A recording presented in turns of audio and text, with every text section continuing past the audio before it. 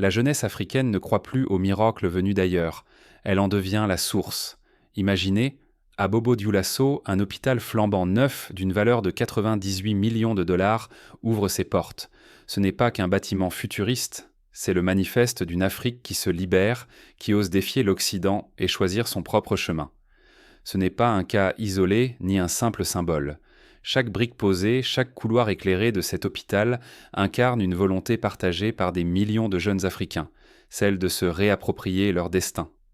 Pensons à la révolution verte indienne ou encore au miracle économique sud-coréen. Ces nations, autrefois dépendantes, ont un jour osé dire assez, investir dans leur potentiel et transformer leur handicap en force. L'Afrique, elle aussi, entre dans cette ère de transformation radicale. À peine quelques jours après avoir interdit l'entrée du pays aux citoyens américains, le capitaine Ibrahim Traoré frappe fort. Cette mesure n'a rien d'un simple bras de fer diplomatique. Elle tranche net avec des décennies de dépendance. Désormais, la santé des Burkinabés ne sera plus tributaire des hôpitaux de Paris, Berlin ou New York, mais reposera sur la force de leur propre terre. Pour comprendre la portée de cette décision, rappelons-nous du cas du Brésil dans les années 2000. Après des décennies de dépendance pharmaceutique, le pays a lancé sa propre production de médicaments génériques, brisant la domination des laboratoires étrangers. Le Burkina Faso semble suivre une voie similaire en réclamant l'autonomie de ses soins. Un vent de révolution souffle, la fuite des cerveaux qui saignaient l'Afrique s'inverse enfin. 48 médecins burkinabés, formés et reconnus dans les grandes capitales du monde, font le choix du retour. Ils ne reviennent pas par nostalgie, mais parce que la nation leur propose enfin un avenir à la hauteur de leur expertise. Pour illustrer ce retournement, prenons l'exemple du docteur Aïssata Ouedraogo. Après avoir dirigé une équipe de recherche à Paris, elle a choisi de revenir à Bobo-Dioulasso pour fonder une unité de recherche sur le paludisme, formant à son tour des dizaines de jeunes médecins locaux. L'innovation va plus loin encore. Par une alliance sans précédent avec la Chine, le Burkina Faso accueille 15 sommités médicales chinoises. Leur mission, soigner les corps, mais aussi transmettre leur savoir, former les équipes locales, faire naître une génération de médecins africains, maîtres de la technologie de pointe. Cette coopération rappelle le modèle de transfert de compétences initié par Cuba dans les années 60, lorsque des médecins cubains sont partis former des collègues africains, permettant à plusieurs pays d'améliorer sensiblement leurs indicateurs de santé. C'est un choix audacieux, investir l'or du pays dans la santé au lieu de le voir partir à l'étranger sans retour. Pour la première fois, une nation affirme qu'elle n'a plus à supplier pour des médicaments ou des experts. L'indépendance médicale devient une réalité contagieuse qui se propage sur le continent. Regardons l'impact concret de cette politique. Autrefois, pour une simple opération de la cataracte, il fallait parfois se rendre à Accra ou à Abidjan, faute de matériel et de spécialistes. Aujourd'hui, les interventions se font à domicile, avec des équipements de dernière génération. Refuser ce tournant, c'est accepter l'exil de ses talents et l'humiliation de la dépendance. Le Burkina Faso prouve qu'un autre futur est possible, où la fierté, la sécurité sanitaire et le retour des élites transforment l'Afrique de l'intérieur. Mais derrière cette victoire éclatante, une question surgit. Ce modèle peut-il survivre aux pressions extérieures ? Les regards se tournent vers ceux qui, jusque-là, profitaient de la fragilité africaine. Cette interrogation n'est pas purement théorique. L'histoire fourmille d'exemples de réformes sabotées par des puissances inquiètes de perdre leur influence. Pensons à la nationalisation du canal de Suez par Nasser, qui déclencha une crise internationale. Pendant de longues décennies, le mal africain s'appelait manque d'infrastructures et fuite des cerveaux. Des médecins brillants, formés avec talent, quittaient bas le continent pour exercer à Paris, Londres ou New York, laissant derrière eux des hôpitaux appauvris en savoir-faire. À la maison, les moyens manquaient, la reconnaissance aussi. Pour compenser, les gouvernements africains dépensaient comme si des fortunes à envoyer dirigeants et proches se faire soigner à l'étranger. Un simple contrôle médical impliquait des visas, des vols interminables et l'équivalent de plusieurs années de salaire pour le citoyen moyen. La santé devenait alors un luxe réservé à une infime minorité et dépendant du bon vouloir des hôpitaux occidentaux. Prenons par exemple la situation du Nigeria dans les années 2010. Chaque année, des milliers de patients nigérians dépensaient plus de 200 millions de dollars pour se faire soigner à l'étranger. Ce phénomène drainait les ressources du pays et creusait le fossé entre classes sociales. Cette dépendance était enracinée dans une réalité brutale. L'Occident gardait le monopole des technologies médicales de pointe et de la formation de spécialistes. Les équipements les plus avancés, les traitements innovants et même le savoir-faire chirurgical restèrent à l'apanage des capitales occidentales. L'Afrique, riche en ressources, demeurait spectatrice, jamais actrice de sa propre santé.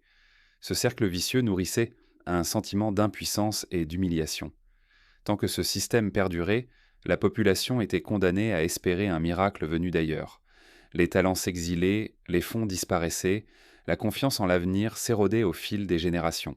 Aujourd'hui, pourtant, une nouvelle génération de dirigeants africains refuse la fatalité. Des leaders comme le capitaine Traoré entendent de briser le cycle, reconquérir les savoirs, bâtir des infrastructures avec les ressources nationales et faire revenir les élites médicales. L'inauguration de l'hôpital ultramoderne de Bobo Dioulasso incarne cette volonté de rupture radicale, ce pari sur la souveraineté et l'excellence. Persister dans la dépendance, c'est condamner des millions à l'attente, à l'impuissance, à une humiliation silencieuse. Mais le vent tourne. C'est ici que débute l'opération de reconquête nationale. Pour la première fois, le rêve d'une Afrique qui soigne ses propres enfants commence à devenir réalité. Mais derrière la première pierre, des tensions grondent déjà. L'ouverture de l'hôpital attise aussi bien l'espoir que de puissantes résistances. Quand l'or reste en terre burkinabé, il devient fondation d'avenir. Sous la conduite de Traoré, le Burkina Faso a brisé la routine. Désormais, chaque gramme d'or extrait nourrit la santé du peuple, et non plus les coffres d'ailleurs. La première mesure choc ? La nationalisation intégrale des mines. Ici, l'or finance nos rêves, pas ceux des puissants étrangers. Ce geste rappelle la politique initiée par le Botswana dans les années 70, où la gestion souveraine des diamants a permis au pays d'investir massivement dans la santé et l'éducation, transformant en quelques décennies son économie et le bien-être de sa population. En une seule année, 55 hôpitaux ont surgi sur tout le territoire. Zéro dette contractée, aucune file devant les consulats, rien que la puissance de notre or métamorphosée en bloc opératoire et en laboratoire de pointe. C'est une révolution discrète mais éclatante. L'hôpital flambant neuf de Bobo Dioulasso ne se contente pas d'être un symbole. Il abrite un centre de cancérologie avancé, des unités de radiothérapie dernier cri et des salles d'opération prêtes à relever tous les défis médicaux. Ici, on ne rêve plus de Paris ou de Berlin. C'est ici qu'on soigne ce que l'on croyait impossible. Pour garantir l'excellence, un partenariat inédit lie le Burkina Faso à la Chine. Durant 4 années, 15 spécialistes chinois vivent et œuvrent à Bobo Dioulasso. Leur mission ? Soigner mais surtout transmettre leur savoir à une nouvelle génération de médecins burkinabés, prêts à prendre la relève et à rayonner. Le plus marquant ? Les talents exilés rentrent enfin. 48 médecins, autrefois dispersés entre New York, Paris et Berlin, sont revenus. Ils ne reviennent pas par pitié, mais parce qu'ici, leur expertise est reconnue et rémunérée au niveau des meilleurs hôpitaux mondiaux. Leur retour n'est plus une fuite, mais notre fierté retrouvée. Pour illustrer ce mouvement, prenons l'exemple du professeur Diallo, chef de service dans un grand hôpital de Berlin, qui a accepté de prendre la direction du centre de chirurgie cardiaque à Bobo Dioulasso. Grâce à lui, des interventions inédites sont désormais réalisées sur place, sauvant des vies autrefois condamnées à l'attente ou à l'exil médical. Dans ce Burkina nouveau, les soignants sont des héros. Fini l'humiliation et la précarité. Chaque blouse blanche porte l'armure de la souveraineté, chaque infirmier incarne la dignité reconquise. La jeunesse trouve en eux de nouveaux modèles et le pays se relève. Mais la marche est haute. Si ce pari échoue, c'est la rechute vers la dépendance et la honte d'avoir cru en grand. Le monde entier observe, prêt à juger ou à suivre l'exemple. Pour éviter cet écueil, le Burkina Faso a mis en place des comités de suivi indépendants, composés de citoyens, de soignants et de représentants de la diaspora. Leur mission ? Garantir la transparence de la gestion des fonds, l'entretien des infrastructures et la qualité des soins. Ce modèle de gouvernance pourrait inspirer d'autres États africains soucieux de bâtir une souveraineté durable. Rien n'est acquis. Chaque victoire ici s'arrache au prix du doute et du risque. Mais pour la première fois, le peuple croit que l'avenir peut s'inventer à domicile. L'Occident vacille, la région s'embrase, l'Afrique ose écrire sa propre histoire.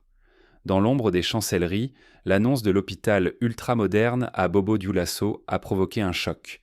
Les anciennes puissances voient Narteux s'effriter leur emprise sur les élites africaines, incapables d'endiguer la montée d'une nouvelle indépendance. Hier marginal, le Burkina Faso devient aujourd'hui un symbole d'émancipation et d'audace.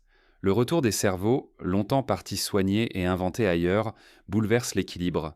Médecins, ingénieurs, chercheurs.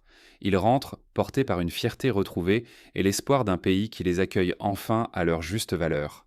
Ce mouvement attire déjà des talents venus d'ailleurs, fascinés par cette dynamique inédite. Le modèle burkinabé se propage. Au Mali, au Niger, dans tout le Sahel, des voix s'élèvent pour réclamer leur part d'excellence et de souveraineté. Ce n'est plus un simple projet national, c'est une promesse régionale, un souffle neuf pour toute l'Afrique de l'Ouest. Chaque nouvelle infrastructure médicale devient un levier de persuasion et d'espoir. Pour illustrer cet effet domino, citons la récente initiative du Mali. Inspiré par l'exemple burkinabé, le gouvernement malien a annoncé la construction de 21 nouveaux centres de santé spécialisés d'ici 5 ans, financés par les revenus de l'uranium.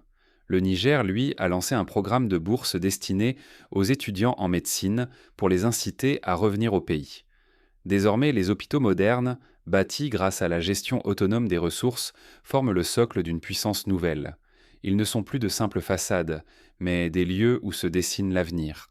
L'hôpital de Bobo-Dioulasso n'est qu'un commencement. D'autres chantiers sont lancés, chaque édifice érigeant un peu plus la confiance populaire.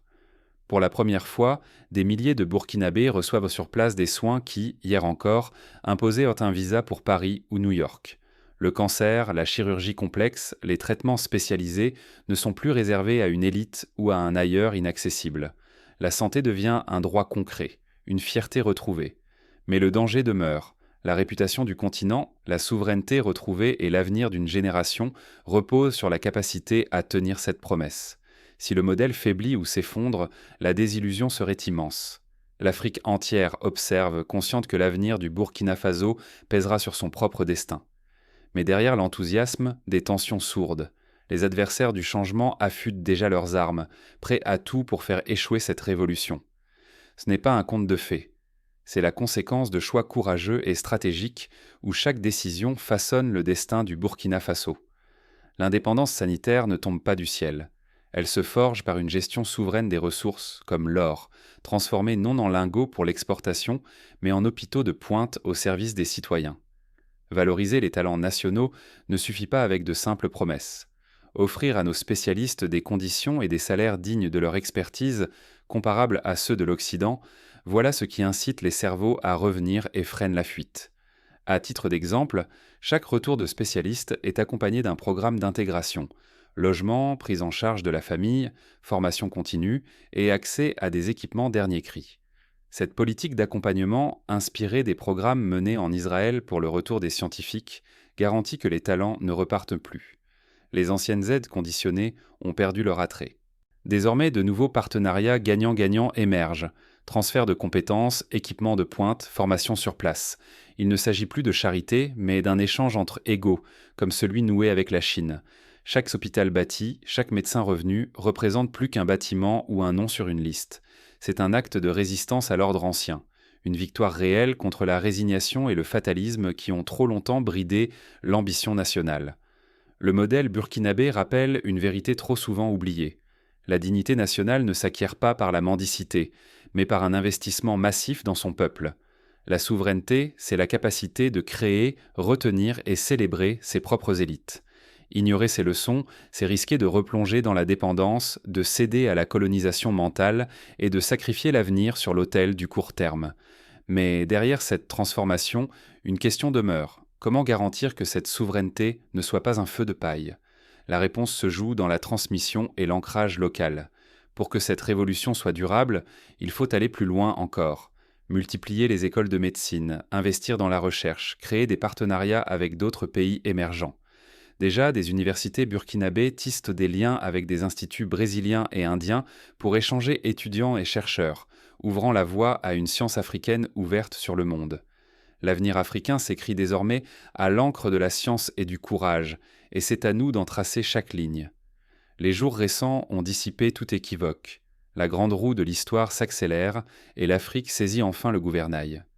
À Bobo-Dioulasso, l'inauguration de l'hôpital n'est pas qu'une prouesse technologique. C'est la preuve éclatante que croire en nos propres forces n'est plus un rêve, mais un acte. Ici s'ouvre une ère où nos ressources, nos talents et notre avenir ne dépendent plus du regard de l'autre. Désormais, chaque citoyen devient bâtisseur. Rester spectateur, c'est risquer que le doute et l'attentisme rongent nos avancées. Mais la confiance renaît. La vraie menace n'est plus extérieure mais intime, douter encore de notre puissance collective, ou laisser nos dirigeants oublier que chaque gramme d'or doit servir le futur de toutes et tous. Pour ancrer ce changement dans la durée, il est essentiel d'impliquer la société civile. Associations, syndicats, ONG locales doivent être partenaires de cette transformation. Des campagnes d'information sont lancées pour encourager la prévention, l'hygiène et le dépistage précoce afin d'éviter que les hôpitaux ne soient submergés par des maladies évitables. Ce qui se joue dépasse la santé. C'est une fierté retrouvée, la reconnaissance du mérite de chacun et la conviction que l'Afrique saura faire revenir ses enfants brillants, non par charité mais par justice et ambition. Laisser les promesses sans suite, ce serait trahir la confiance et condamner une génération à l'exil silencieux, un prix plus lourd que n'importe quelle rupture. Réclamons l'excellence, exigeons la clarté et l'audace, que chaque ressource serve le peuple, éclaire la route et bâtisse le bien commun. Nul ne viendra écrire notre histoire à notre place. La souveraineté, la dignité et la prospérité se construisent ici, maintenant, dans chaque choix, chaque action. L'horizon s'ouvre devant nous, croire en nos forces, c'est déjà commencer à transformer le réel. Alors que le monde observe, rappelons-nous, la plume de l'avenir appartient à celles et